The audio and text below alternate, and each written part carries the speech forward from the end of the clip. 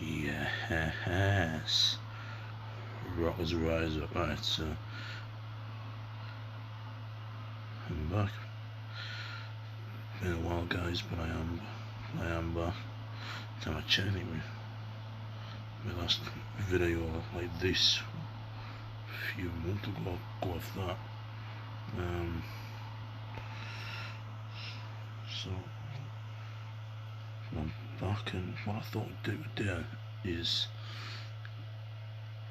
kind of start like a little mini series out here on the channel, basically where I look up lists from different websites and see what these different websites have ranked or listed, if you want to refer to it as their picks for the greatest rock or metal bands of all time. Now, as you can see, we're starting up today with good old Loudwire. That's where I get a lot of my news from about rock, metal, stuff like that.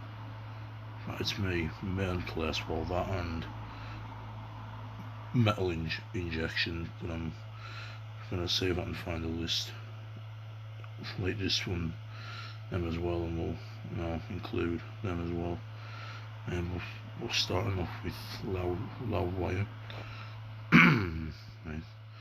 So as you can see, this is the top 50 metal bands of all time ranked by the Loudwire staff. As you can see, different pictures of metal scenes there. As you can see, we've got Ozzy, we've got Potterhead, Eddie So, James Hetfield, we've got the legendary Rob Halford and the human arrowhead siren, so Bruce Dickinson. Coincidentally called the human arrowhead siren because not only is he one of the greatest vocalists of all time, but he's also a certified commercial pilot, and anyone who's new to metal, there's a bit of trivia for you on Bruce Dickinson. He is in fact a fully trained licensed commercial airline pilot. So, top 15 metal bands of all time. Click through the gallery to see our picks for the top 15 metal bands of all time. Start off with number 50, Behemoth. The evolution of Polish black and death metal heavyweights, Behemoth is one of the most remarkable and extreme metal. From humble beginnings as a lo-fi black metal act, main man Nurgle carefully took steps in new sonic directions over the course of the next few albums, straddling the line between black and death. It was the ever crucial satanic, paving the way for the more brutish aspects that followed up to the breakthrough album Demigod in 2004. Employing this barbaric style over the next two records, Nurgle authored his masterpiece after rebounding from leukemia. The Satanist is a career-defining statement of Nurgle's personal belief system, heavily entrenched in Satanism and backed by his most expansive work to date. Now, my thoughts on Behemoth are hell of a band.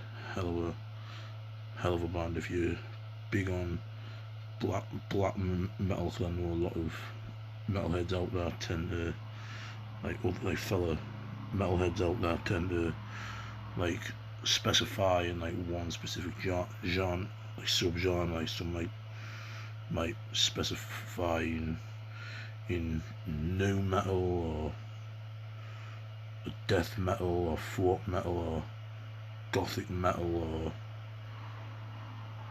or thrash, even black metal, as you can see.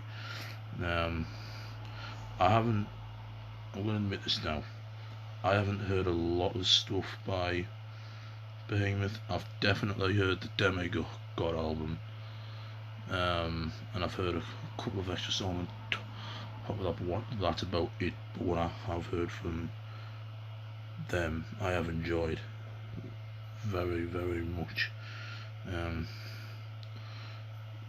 Super gel great together as a band. I've even watched a few live shows with them. Wow, they just seem to absolutely fucking rip it up.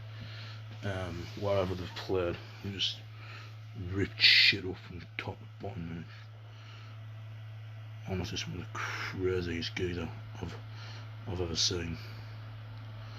And that's my opinion on Behemoth. Anyway, next band we've got is the Dark Throne. Now, before I read what Loudwire wrote down, Dark Throne are a band I have heard of. But I haven't. But just like Behemoth, I haven't heard much from them. What I have heard of them, once again, I have enjoyed very much. I am a big fan of the more, I don't know what to refer to it as, like the darker side of metal, I guess, because I'm gonna say something here that may tip the scale a bit. But I am indeed, in fact, a huge fan of Cradle of Filth and Danny Filth, and I know you might be thinking, well, you're not much of a Dark Throne and Behemoth fan, but you're a fan of Cradle of Filth, and I know it's all around the same, more or less the same sound, same stylings, but it's due to the fact that I have heard a lot more from Cradle of Filth than what I have Dark Throne and Behemoth combined. What I've heard from Dark Throne are a great band, and all I'm saying it here is Nocturnal Cultor and Fenris, I want to say, are one of metal's closest knit duos, playing a crucial role in the development of the second wave of black metal, abandoning the death metal leanings of their first record. Dark Throne set the standard for the lo-fi aesthetic, largely synonymous with the genre. Sorry for that notification, guys. It's one of my YouTube subscriptions. It's alright. Right, it's okay. Moving on. Contributing these consecutive landmark records in A Blaze in the Northern Sky, I have heard that album. That's the only album by them I've heard. Under a Funeral Moon and the ever popular Transylvanian Hunger. Over the last decade, Dark Throne have shifted gears, paying homage to their love of dirty, gritty, punk-triggered traditional metal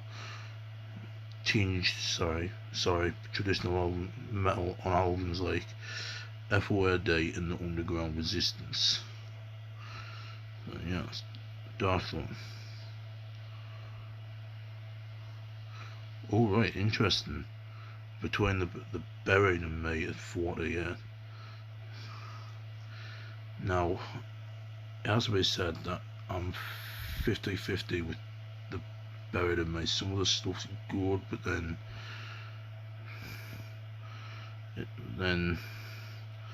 again, I've heard better. I mean, in my opinion, you've got Between the Buried and Me on one side, and then you've got like Kill Switch and All That Remains, and bands like that on the other side. And just I prefer to listen to All That Remains and Kill Switch, ATR and Kill Switch over Between the Buried and Me. But I have heard the stuff, and like I say, I'm a bit 50-50. Not the biggest fan. But here's what Loudwire is saying about them here. Between the Buried and Me were originally grouped into early metalcore circles, despite their more forward-thinking nature. Hinting at their true musical potential, the band released Alaska in 2005, perfectly setting up their masterpiece, Colours, 2 years later. Between the Buried and Me's guitar duo of Paul Wagner and Dusty Warren,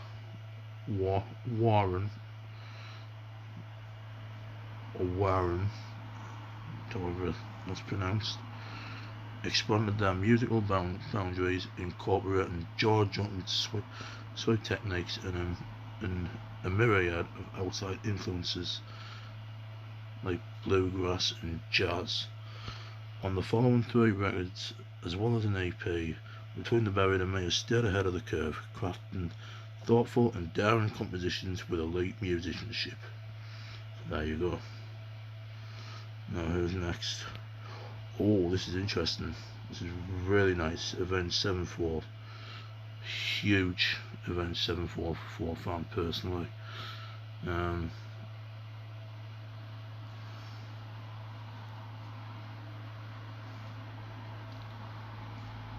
Personally, and before I get any shit off the latest, I'm going to say one thing, 2 things.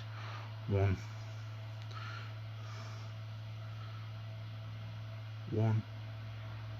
fuck you, and 2, my dick's probably a bit bigger than yours, shitheads. So,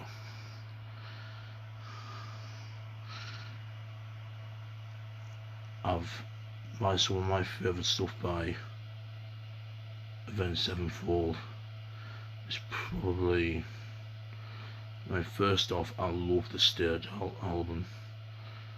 I love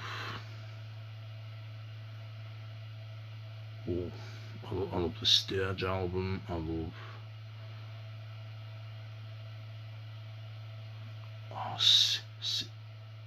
It of Evil has to be the best album for sure. There's no such, I don't think any Avenged Sevenfold fan would disagree with this. It of Evil is an absolute masterpiece. And I know people from both sides probably say something about this, but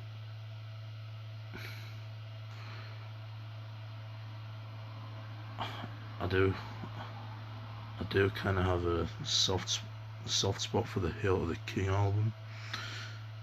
Yeah. I know there's a lot of people that say Avenged Sevenfold kind of sold out the true roots and went for a more radio rock type sound, or even radio friendly type rock sound. But I like it. Most songs on there, and most songs on there are actually really great songs. Oh, by the way, I should mention I'm probably going to turn this first one into potentially a 4-parter. So I'm going to go from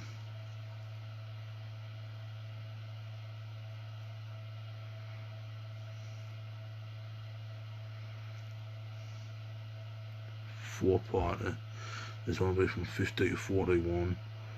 This one will be from 40 to 31. This one will be from...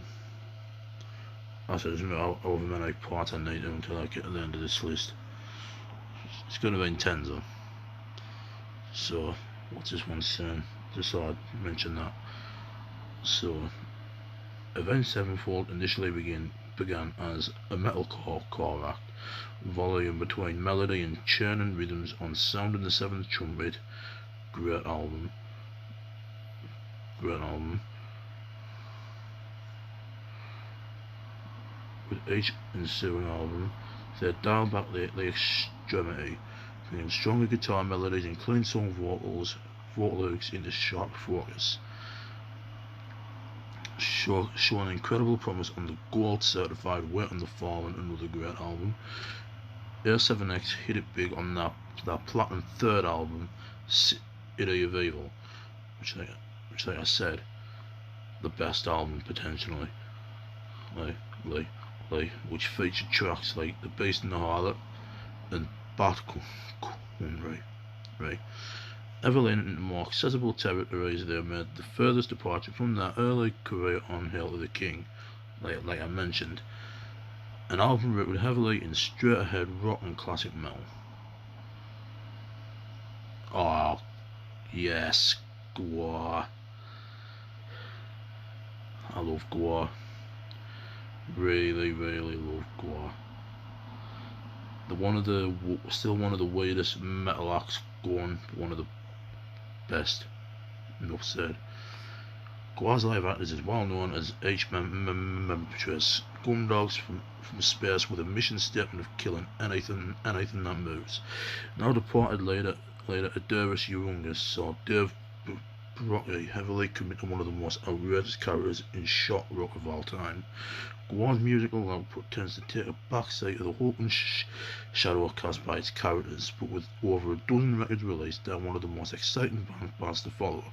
From the surf punk moments found on Scumdogs of the Universe and An American Must Be Destroyed, to the rock opera of Ragnarok, to a more standard heavy metal approach on Violence Has Arrived and Beyond Hell. Gwar have plenty to offer as serious musicians, as well as the hilarity found in the lyrics and on stage. Next, Gorguts.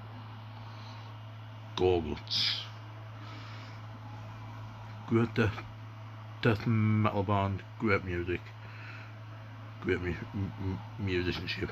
Enough said there. Gorguts mastermind Luke Lemire is one of death metal's most ambitious guitarists, shattering the notion of boundaries on the pivotal and divisive Obscura. Some fans struggle to wrap their minds around Lemire's warp playing, manoeuvring through labyrinth arrangements and head-turning time signatures. Gorguts unleashed a ruthless sanity beforehand, focusing on a more traditional death metal approach with earth-haven riffs and Lemire's richly morbid lyrics. And in a 12-year drought between records, in 2013, the Cold Sands, the band explored dissonance in a new realm, emphasising mood over technicality. Immortal, another amazing band. Immortal, the coldest of all black metal bands, put the Arctic theme that dominates the genres a lot of the forefront. Renowned for pummeling speeds both behind the kit and through incredible tremolo pick endurance tests, that until recently core duo of Abbott and his infamous Croton vocal style and Dumonaz's frigid lyrics churned out their first masterpiece in pure holocaust. Being in Hog on drums, the band's style eventually shifted in a more melodic direction at the heart of winter, in unforgettable riff storming songs like Solar Fall, Sons of the Northern Darkness, saw Immortal into their most accessible phase yet, delivering grin-inducing anthems in the title track and the romping Tyrants. Twisted Sister, another classic band, classic music, classic sound. Right.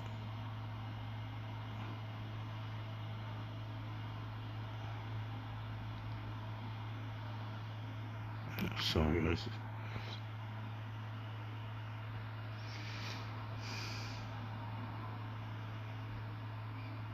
It took Twisted Sister 10 years and thousands of gigs playing bars before they finally inked the record deal and released their debut album Under the Blade. Positively one of the greatest live acts in history.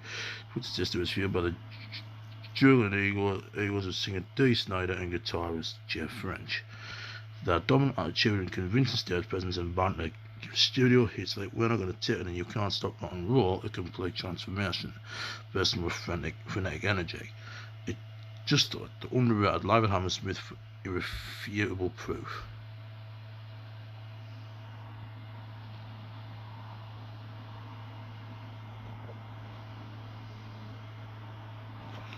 I can't really. Oh, it is again now. Next we'll have Children of Boredom. Alex Leho.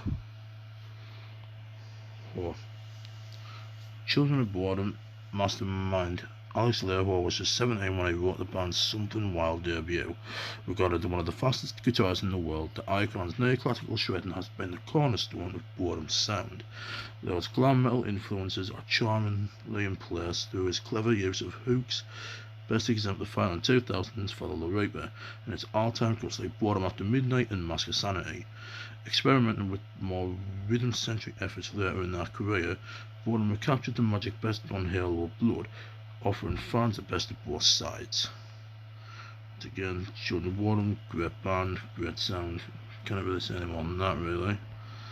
And last but not least, for this part, Sepultura. Bands just keep getting better. Sepultura helped put South America on the heavy metal radar as thrash was still in its infancy. The band's first two records tore the line between thrash and black metal, but they came into that one on the genre-defining Beneath the Remains. Socio-politically charged lyrics would soon become a hallmark of the Max Cavalera-fronted era of the band. From here they released Arise, later evolving their sound to a groove-centric approach on Chaos AD, and the influential but divisive Roots. The band will be much higher on the list, but after the departure of Max Cavalera and the entry of new singer Derek Grain, the band's recording output has not matched the critical acclaim of that classic era. And so, yeah, it's there for the first set of bands.